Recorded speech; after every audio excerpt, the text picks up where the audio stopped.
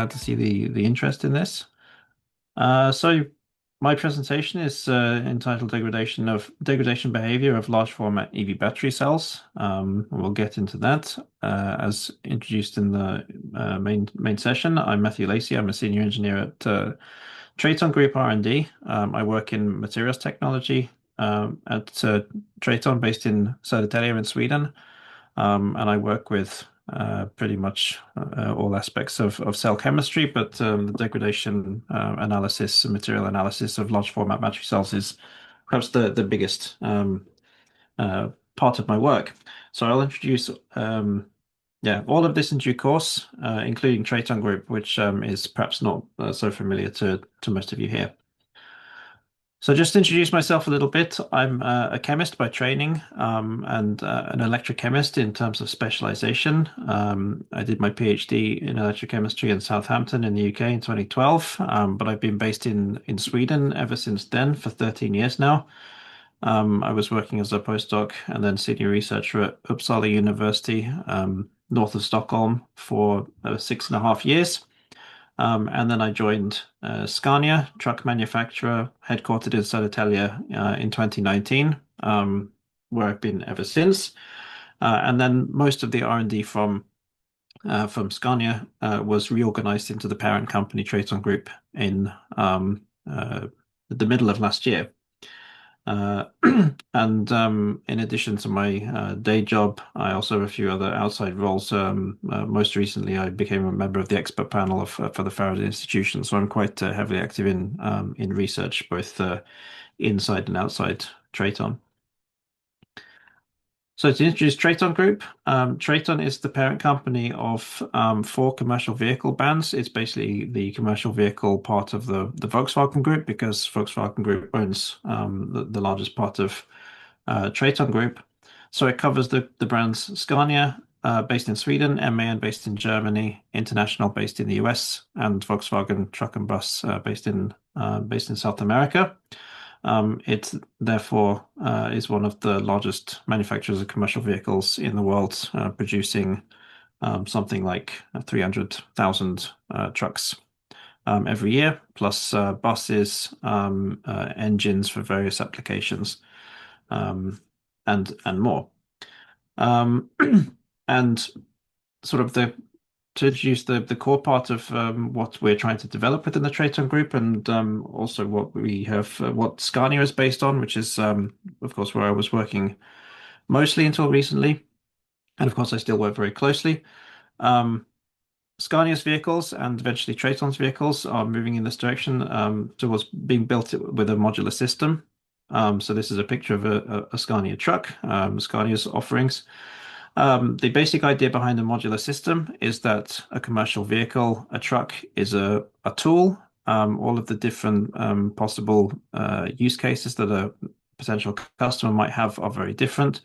And the idea is that for each component, which could be the cab, the engine, the gearbox, axles, you will have a series of well-chosen performance steps with standardized interfaces, so you can mix and match the different components in as many different configurations as possible to make what for each customer will be the best tool for that job. So in principle, within at least the Scania modular toolbox, there are something like 1 million different combinations for all of these different components, or 1 million different possible trucks that can be made out of this modular toolbox. And in the context of batteries, of course, what we are trying to do is to make the batteries part of this modular system in much the same way that we make the engines part of the modular system. So we're, of course, trying to electrify heavy transportation because it still accounts for something like half of the CO2 emissions for the whole automotive industry, even though the total number of vehicles is smaller than that of passenger cars. So to introduce my team, in Södertälje, we are a relatively small team, but an expert team of 6 people now. We support TRATON Group R&D on all matters related to battery cell chemistry. So as I mentioned, we do material analysis. We participate a lot in research projects. We also provide advice internally in a lot of related areas to cell chemistry. We have four PhD holding engineers and two PhD students at the moment. Uh, yeah, and you'll see what we do in a moment. But relevant to this talk, one of the most important things that we develop is a state-of-the-art and hopefully comprehensive workflow for doing cell disassembly and material analysis. Uh, yeah, for degradation analysis, for parameterization, and for whatever other reasons that we have for invasive analysis of battery cells. And just to show a little bit of physically of what is being built within the TRATON Group, this is the relatively new Scania battery factory in Södertälje. It was inaugurated towards the end of 2023. It's been operational for a while now. And this is the site where Scania is building its battery modules and packs. And these are very large battery packs to be installed on urban and regional electric vehicles. And this battery factory is located basically next door to where the truck chassis production is. So it's a very convenient and efficient hop for the battery packs to move from this factory to where the trucks are actually produced next door. And where I am sitting is actually out of frame to the left of this picture, up the hill. So R&D is very, very close to where the factory actually is.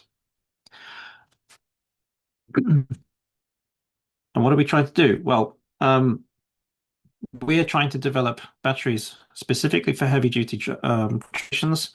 So it should be borne in mind that a battery that goes into a passenger car and a battery which goes into a truck, not necessarily the same because the requirements are quite different. And one of the key requirements, one of the areas where the key requirements differ is in the lifetime. So a passenger car might be expected to cover maybe 300,000 kilometers in its lifetime. That would be relatively a lot, but that's small beans for a commercial vehicle. A truck might be expected to do 1 or 2 million kilometers in its lifetime. So it's quite a different scale. And that means, of course, that to make good batteries for electric vehicles, we need to pay a lot of attention to lifetime. We need to validate the lifetime much more stringently than a passenger car OEM might have to do. And this is indeed what we have done. The batteries which are being produced for the electric vehicles which are in production now are indeed validated for very long lifetime, so 1.5 million kilometers. In the case of the jointly developed Northvolt Scania cell, although, however, Northvolt, of course, went bankrupt last year. So now it's a cell from another manufacturer, but the lifetime requirement is still the same and still meets those requirements. So, of course, because lifetime is so important and we need 1.5 million kilometers or more, we're, of course, very interested in degradation behavior. And yeah, so we can start with the basic problem. What can happen to the battery over 1.5 million kilometers? Well, the answer is quite a lot. If you've ever seen a talk on battery degradation before, you will almost certainly be familiar with this now famous diagram, which I have annotated a little bit just to simplify it, because essentially there are a lot of different degradation mechanisms which can occur in a battery. As anyone working with degradation analysis will recognize, you can have structural changes in the active materials. You have SEI formation. You can have gas formation. You can have lithium plating as one of the more severe ones, corrosion of metallic components. It's a lot. But from the point of view of an OEM, which is buying a cell and trying to integrate it, the specific degradation mechanisms might not be the main interest. It's sometimes this can be a bit more of a you could say an academic pursuit, but what really matters are the observable consequences on the performance, and these can be described with the degradation modes, and the main degradation modes being loss of active material, loss of lithium inventory. So these are degradation modes which describe capacity loss, loss of power or resistance increase. I think speaks for itself. It's energy loss during operation. And safety issue, I think, also speaks for itself if you have a degradation process which presents um, uh, an increased safety risk or a degradation of the safety characteristics of the cell, you could say. So whenever we look at degradation behavior of cells, we are interested in describing the degradation behavior using these four. And I will not talk about safety in this one. I will just talk about these top three. And this is an area that we have been working on quite a lot since quite a long time before we started developing the battery electric vehicles. Um, and I would just like to highlight the long collaboration that we have had in Sweden between the automotive industry and universities on this topic because it goes back to long before I even moved to Sweden. We've had collaborative projects between sort of centered around Scania, Volvo Trucks, and Volvo Cars, comprising the core partners from the automotive industry, Uppsala University, Chalmers, and KTH, representing the academic side. But then these projects, all of these different projects, have had other partners from both academia and industry as well. And we have gone through a sort of progression, learning more as we go along of each of these different research projects, learning more about degradation behavior of automotive battery cells. And this has gone from sort of basic understanding of real automotive cells, moving towards understanding fast charging in particular, moving towards the latest generation of battery cells with high nickel NMC cathodes. And then we have our current project, which is focused on heterogeneous degradation, which really sort of was a common theme which emerged out of all of the previous projects. So the results that I will show in this presentation are primarily from this third project, which finished somewhat recently. So heterogeneous degradation, what am I talking about? So the basic problem is that large format cells have electrode areas which are measured in meters squared, not centimeters squared. This is a different order of magnitude than if you work with degradation in a university lab. It's a different order of magnitude. So if you work in a university lab, you may well have been using battery cells of this kind of size, a few centimeters squared at most. Perhaps you've been working with larger cylindrical cells and taking them apart. You're less likely to have been working with larger prismatic or pouch cells like this. And when you have large cells with electrode areas in meters squared, will have, and especially when they are this big, and the weights are in kilograms and the volumes are in liters, you have unavoidable unevenness in current density. And thereby degradation behavior, which is connected to the cell design and the integration. The integration being how is it installed in the system. So that will affect, you get temperature gradients, pressure gradients, differences in local stresses. You can have manufacturing tolerances as an issue as well.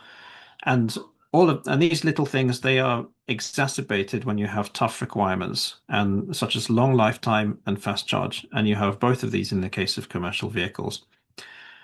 And the worst case that you can have is you might open a battery cell and it looks like this. And it's not supposed to look like this. You can see that some parts of the cell, and it could be quite large parts of the cell, have degraded pretty severely and pretty unevenly. It's very local degradation. It's not supposed to look like this. So of course, we want to understand why does it look like this? And this is what we set out to do starting a number of years ago. We set out to do degradation mode analysis by half cell measurements. So half cell measurements, for those who are not familiar with electrochemical methods, the basic idea is that we take samples of an electrode. So this is showing here a negative electrode. We can take a small sample, same size that we would use for a coin cell. We make miniature batteries out of these. In the case of a half cell, we measure things against lithium metal as a counter reference electrode. And there we can measure the performance of the individual electrodes in isolation. And the method we use is that we basically make for each site that we're interested in within a cell, we take a corresponding pair of a positive and negative electrode. We measure them separately, and we do a simultaneous analysis to try and reconstruct the behavior of the battery in that specific location. So we have a positive electrode, it has a corresponding negative electrode. This is the sort of typical voltage profile. And then the actual cell voltage profile, the difference of those two is this curve here in black. And this is sufficient for unambiguously determining the degradation behavior, which leads to the degradation modes, which lead to capacity loss. So this is LAM and LLI.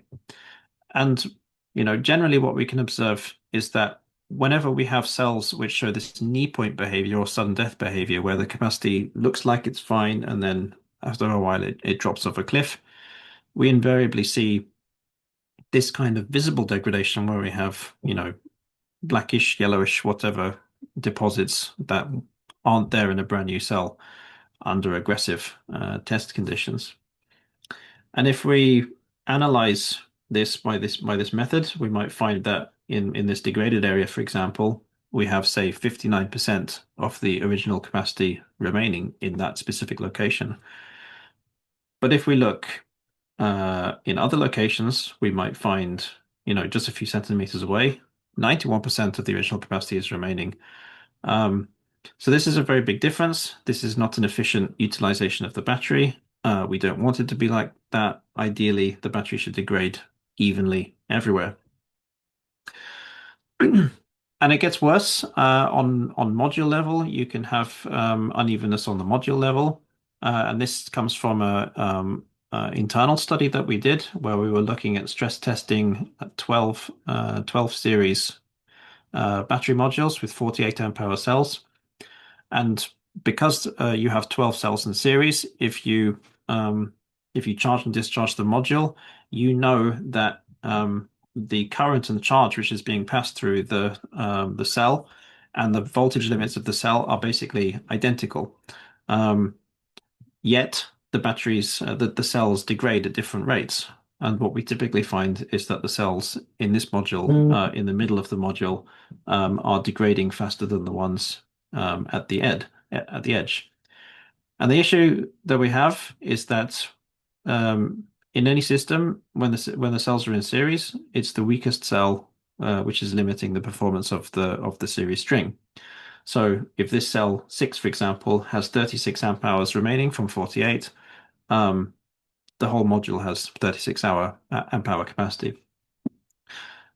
And when you combine that with this within cell heterogeneity, the degradation is highly heterogeneous on cell and module level in a lot of different dimensions. So it's really, really complicated. And we can analyze this, sure. In this study, there were two main ways that we looked at it. We looked at it with our electrochemical half cell characterization. We also tried to analyze the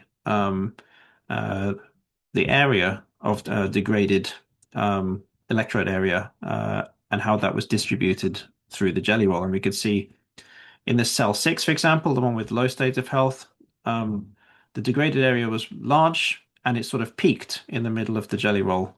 And then sort of was a bit lower at the edges. Might get to that later. And in cell 10, the degradation was less severe, smaller area overall, and a little bit more even, and the capacity distribution was not so different from one site to the next. And with very similar cells, so not exactly the same, we were collaborating with KTH as one of our university partners for to understand what this visible degradation was. And what we can show is that it's lithium plating, which of course we don't want. We can determine this unambiguously using lithium NMR. This is a technique that KTH have available to them, and the basic idea is that you scrape off the electrode powder, put it in an NMR tube, and then the metallic lithium, which is sitting within that layer of crud on the surface, gives a very distinct signal from lithium in any other environment, such as in the SEI, in the graphite itself.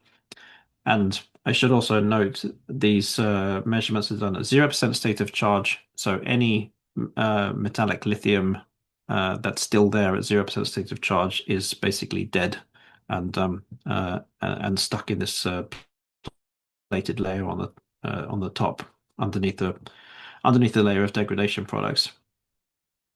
And what we could learn from doing this is that not all visible degradation is lithium plating, and also lithium plating is not always easily visible.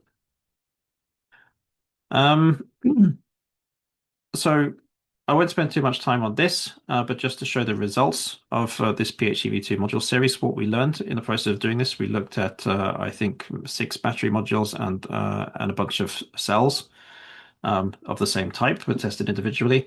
And what we found was that the loss of lithium inventory was the major source of capacity loss for the test conditions that we looked at, which was fairly aggressive charge and discharge cycling, but with different state of charge windows. And what we found was that in the regions with the largest capacity loss, it was the lithium metal plating, which was the major cause of loss of lithium inventory, and it was adding resistance on the negative electrode side. We did have a small contribution from the positive electrode in the degradation behavior, which reduced the capacity a little bit through loss of active material. But actually, it contributed to a slight decrease in the resistance from particle cracking, which you can see in this SEM image. And the particle cracking actually, because it reduces the diffusion length, it shortened the path for ions to leave the particle and get into the electrolyte. That actually reduced the resistance ever so slightly in this case. And this basically, the more cycles that the cell did, the worse this particle cracking was. It wasn't so connected to other factors like with like charging current or state of charge range. And you can see this nice plated lithium layer here in the cross section. It basically just adds an extra layer on top of the graphite anode but beneath the separator. And we also investigated this with NMR in a test series on a very similar cell, same format, and in quite mild conditions, I would say. So in this case, this series of cells was tested at C/2 charge and discharge, so 2-hour charge, 2-hour discharge at 23 and 33 degrees C. In some cases, quite narrow state of charge range, so only 5 to 65%. But after a few thousand cycles of this, which is not always the case to be able to reach 1.5 million kilometers in the vehicle, we found lithium plating in basically all cases when the cells had reached 70% state of health or below 70% state of health, including for this 5 to 65% test case. So that was actually a bit surprising to us that we would see lithium plating even under these quite mild conditions. So this made us a lot more motivated to find out. And then I'll cut a very long story short to explain briefly what our hypothesis is to what drives localized lithium plating. There are 2 main hypotheses that I would like to raise. The first is this phenomenon called electrolyte motion-induced salt inhomogeneity. This was coined by BMW, who have done some very, very nice work in the last couple of years to investigate the effect of electrolyte convection, which is caused by the the breathing, the swelling and contraction of the active materials during charge and discharge. It's something that you will only see on large format cells because of the distances involved in actually mechanically forcing liquid electrolyte um, out of regions of the jelly roll and into empty regions of the battery cell. And if this is driven to extremes, this can lead to lithium plating in areas where you get low salt concentration. Um, and that is also very dependent on the cell design and dependent on the materials that are used. So I'm not going to sort of say that it leads to a particular pattern in any general case. It really depends. So if you're interested in this, I would definitely recommend reading the paper because it's excellent. But it's not the whole story. What we also believe is the case, and which is similarly hard to show, is that extremes in pressures or strains we believe can lead to lithium plating as well. So in cell testing, we found that lithium plating could typically initiate at these wound edges in these wound prismatic cells. And these are areas which we expect to have high stress because as the cell swells and the material swell, these are the parts which get sort of pulled most. But in the modules, we found a different pattern of lithium plating where we believe areas of high pressure because the cells in the middle had very little room to breathe. They were compressed very heavily. The pressures in the middle we expect to get to very, very high levels, sort of yeah, tens of bar. Um, and this can lead to lithium plating by a different mechanism. And there are many other risk factors which you can think of as well. So even too low compression is a known risk factor. Thermal gradients which are not handled correctly. So it's quite a lot. And then we have lots and lots of challenges for analyzing heterogeneous degradation as well. I would just like to highlight three of these. So the first is that we have is a problem of statistics. I mentioned that we're using coin cell style format cells here to analyze, but if we take one sample of this size in a battery cell of this size, our sample might be, less than 0.01% of the electrode area. So how representative is one measurement? And then the other problem is, sure, we could take a lot of measurements, but how long is that going to take us? And time is money. We can't afford to spend months and months and months analyzing one cell. We need something a bit faster. Some of the methods that we had initially as well are a bit inefficient, such as this estimation of the area. And I'm not ashamed to admit that the first time we did this, we were literally breaking out a ruler and measuring with a ruler the size of these blobs and writing it down in an Excel spreadsheet. Not great. Problems with reproducibility. We want something a bit better. And then at a slightly higher level, we would like to understand this on cell level and anticipate it and be able to analyze it without doing a cell teardown because, of course, post-mortem analysis like this is destructive.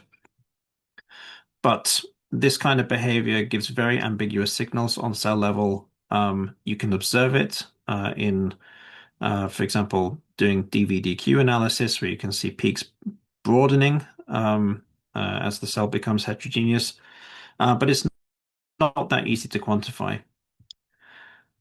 So just in the interest of time, I will go through this a little bit quickly. So some of the things we've done in the research project, natural thing that you might want to do for this is you might think about doing in situ operando methods where you can do, for example, spatially resolved X-ray diffraction. This is something that we did. And by doing this, what we can see in this cell, in this very aged cell, is that the heterogeneity, what it actually does is it leads to local differences in electrode state of charge. So in this cell at 0% state of charge, what we can actually see with this spatially resolved X-ray diffraction is that there was different lithium contents in the positive electrode in different locations of the cell. So this plot here roughly corresponds to this dashed rectangle. And these different colors here represent different lithium contents in the electrode, which in turn represent different states of charge. I won't go into this too much, but in the industrial context, this is interesting, but not super helpful because this is a synchrotron technique. We don't have a synchrotron in-house. I don't think we're going to build one. Um, it's expensive to do, and also it's still not that well resolved in practice because what we are seeing actually is a depth average signal of many layers. We don't still have a very good insight into what all of the different areas of the cell are doing. So for the moment, we focus on post-mortem analysis, and I'm going to show two tools which we have developed to help us. Pretty low tech, but they work nicely. So the first is image analysis. We analyze visible degradation through collecting images with a scanner. Um, it costs us about €100, but this is a very useful tool for getting good, reproducible, high quality images of the electrode. We can do image analysis to segment the electrodes into areas with and without lithium plating, and then we can quantify the distribution of lithium plating throughout a cell with 100% surface coverage in a pretty short time. This is very useful, low tech, fast. It works. The second tool, which is a little bit more complicated and technical, but it's a technique which we have termed OCP-based local state of health assessment, or also for short. And this is a method which we have patented, which basically estimates local state of health by rapid and direct measurement. It's a sort of cheater's version of our electrochemical method because what we do is we have a reference electrode which measures directly an electrode potential on a untreated electrode that we take straight out of a cell. What we get from that is the measurement. Effectively, we get an estimation of the lithium content in the electrode at that given location. We can then do some assumptions and fitting to estimate what the cyclable capacity is just based on a 2-minute measurement. With some good reference electrodes and some well-chosen assumptions. I won't go into this in too much detail because it could take quite a long time. I think I'll skip over the assumptions and limitations and just show you the results for now. So what we actually do with this, with just a 2-minute measurement, what we can do is we can estimate the capacity in a very specific location, and then we can map that across the whole electrode sheet in an automated way and get maps that look like this. So this is our ultra high resolution demonstration measurement that we did a while ago. And here's our electrode sheet. Here's some nice lithium plating across this top edge of it. And what you can see, this is the main result. You can see that the lithium plating coincides with this area of very low cyclable capacity, and the high is these green areas here are the parts of the electrode which are still working very well and have sort of over 80% of its original capacity. And by being able to do this, we can actually start to. I mean, in this case, we can see, of course, the lithium plating matches with this, but heterogeneous degradation does not always result in lithium plating, and sometimes you can have a quite highly heterogeneous electrode without any visible hints at all. And then this method has come in very handy. So at this resolution, this is 34 by 15 points. This took 36 hours, but the method that we are using now with a slightly lower resolution and some other optimizations takes us 3 hours to get an estimation of the state of health distribution across an electrode. And then what we can do with that, this opens up quite a new some new doors because it provides a level of information which is simply impractical by any other method. I don't know of another method that can tell you how state of health is actually distributed spatially in a cell without very advanced techniques. And what we can do, for example, is we can represent the state of health within a cell as a histogram. Um, and I don't know what we would do with this yet, but I think this could be quite useful, especially to some clever modeling people, because the distribution also is definitely not some. It's also cell and operation condition dependent. And does it work? Does this quick method actually work? It does, actually. And we have a manuscript in preparation, which we will hopefully share quite soon. It's almost finished, where we can show that if we can double check the results of this with our conventional half cell, we get a very close agreement with the ulcer results. It reproduces the pattern. The absolute state of health values are really in very good agreement. So the estimate is to within a few percent of the actual value in the best case, depending on the assumptions that are used. And what this also shows us is that even at this small electrode size, so these are to scale on this. This is 18 millimeters in diameter, but even these electrodes in a large format cell can be quite heterogeneous. So I think I've run out of time. So just to summarize, before any questions, I hope I've convinced you that heterogeneous degradation is important for long lifetime, for fast charging, and for high uptime. So all of these things are important for commercial vehicles. The origins of heterogeneous degradation, they're very complex. They're still very hard to model, very difficult to experimentally characterize, very difficult for academic labs to engage in as well, because of the unavailability of cells, relatively speaking. So there is still quite a lot of work to be done in this area, I believe.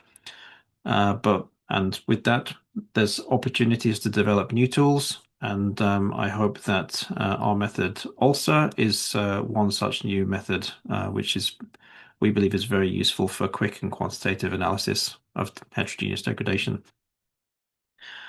So with that, I'll finish. Say thank you. Acknowledge all of the people who contributed to the results presented here, and happy to answer any questions for those of you who are still hanging around.